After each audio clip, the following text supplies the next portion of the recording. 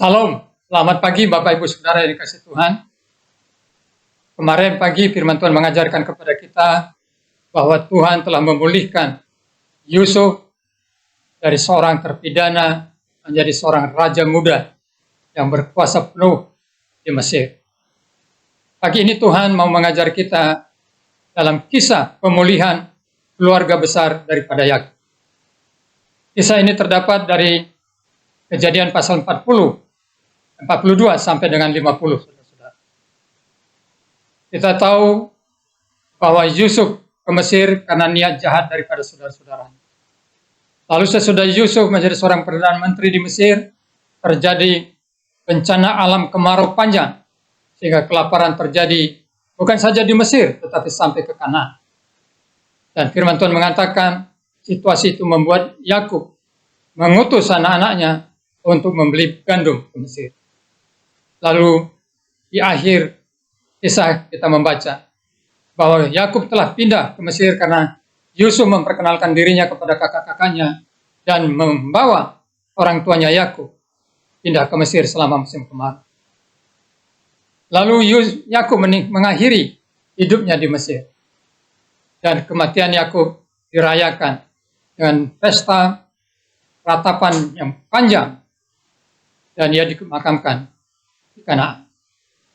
Nah, sesudah kematian Yakub, firman Tuhan berkata seperti ini dalam Kejadian 50 ayat 15 sampai 21. Ketika saudara-saudara Yusuf melihat bahwa ayah mereka telah mati, berkatalah mereka, boleh jadi Yusuf akan mendendam kita dan membalaskan sepenuhnya kepada kita segala kejahatan yang telah kita lakukan kepadanya.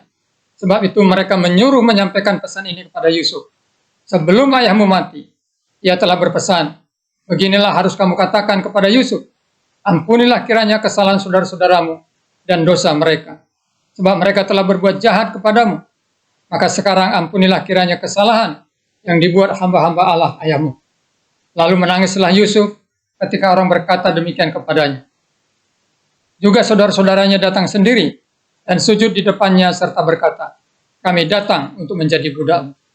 Tetapi Yusuf berkata kepada mereka, janganlah takut sebab aku inikah pengganti Allah. Memang kamu telah mereka-rekakan yang jahat terhadap aku. Tetapi Allah telah mereka-rekakannya untuk kebaikan dengan maksud melakukan seperti yang terjadi sekarang ini. Yakni memelihara hidup suatu bangsa yang besar. Jadi janganlah takut, aku akan menanggung makanmu dan makan anak-anakmu juga. Demikianlah yang menghiburkan mereka dan menenangkan hati mereka dengan perkataannya. Bapak Ibu Saudara yang kasih Tuhan, yang pertama kita belajar di sini bahwa kematian Yakub telah membuat abang-abang daripada Yusuf berada di rasa bersalah yang kuat dan mengalami ketakutan. Mereka takut bahwa kalau ayahnya sudah tidak ada, Yusuf penguasa itu akan membalas dendam terhadap perbuatan jahat mereka yang menjual diri Yusuf menjadi budak. Karena itu mereka mengutus orang untuk datang kepada Yusuf minta pengampunan atas kesalahan mereka.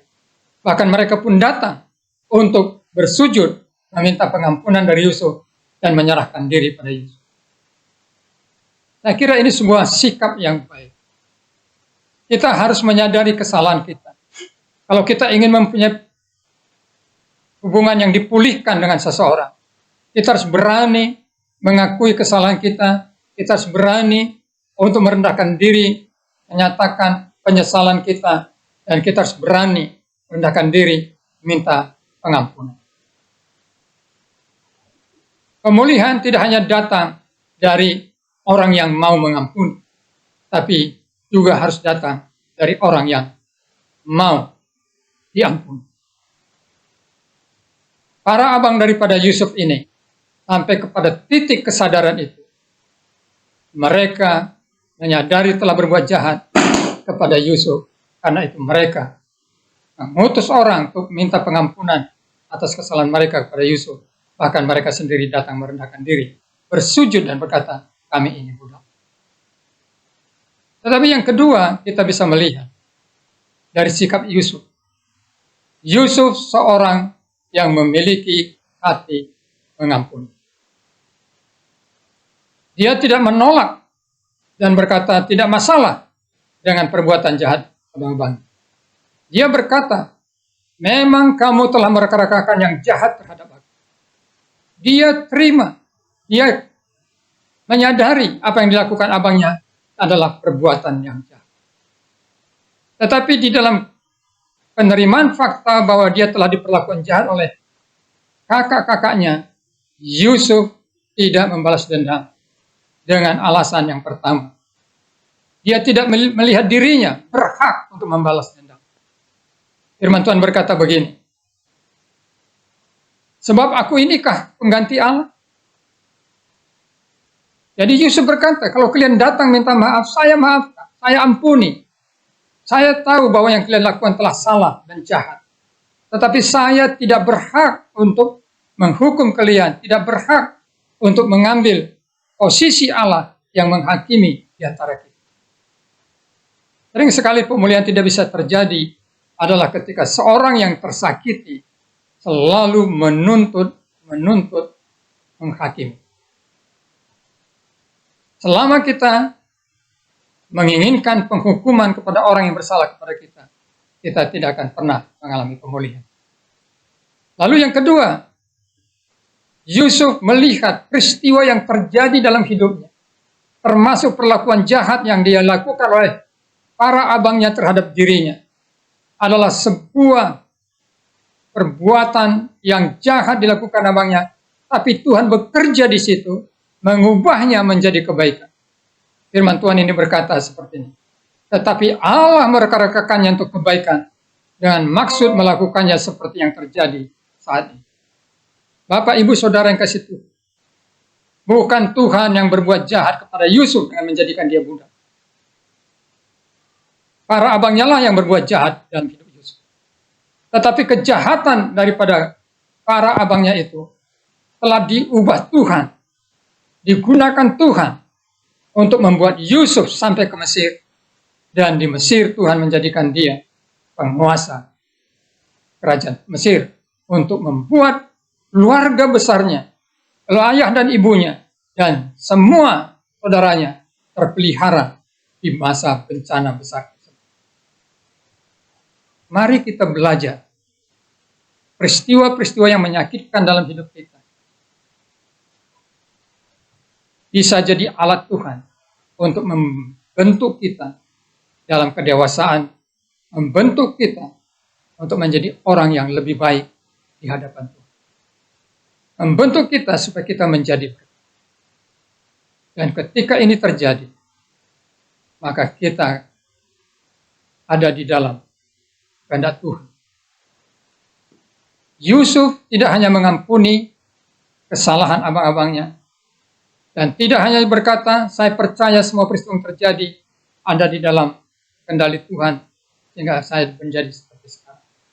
Tapi dia membalas apa yang dilakukan para abangnya dengan berkata begini, jadi janganlah takut, aku akan menanggung makanmu dan makan anak-anakmu juga. Itu sangat menghibur, menguatkan para saudaranya. Mereka pulang dengan kelegaan, dengan kepastian hidup mereka tidak terancam oleh balas dendam Yusuf. Firman Tuhan berkata begini dalam Perjanjian Baru. Yang pertama, dalam Roma 8 ayat 28. Kita tahu sekarang bahwa Allah turut bekerja dalam segala sesuatu untuk mendatangkan kebaikan bagi mereka yang mengasihi Dia, yaitu mereka yang terpanggil sesuai dengan rencana. Jangan lupa ini, Allah turut bekerja dalam segala sesuatu. Peristiwa yang baik maupun yang buruk, di sana Tuhan turut bekerja untuk membawa kebaikan bagi saudara, bagi saya. Lalu yang kedua, kalau engkau telah disakiti orang, firman Tuhan berkata, demikian dalam Roma 12 ayat 14. Berkatilah siapa yang menganiaya kamu, berkatilah dan jangan biarkan kemarahan dan kebencian membuat engkau melupakan aku. Penghakiman, balas dendam adalah hati.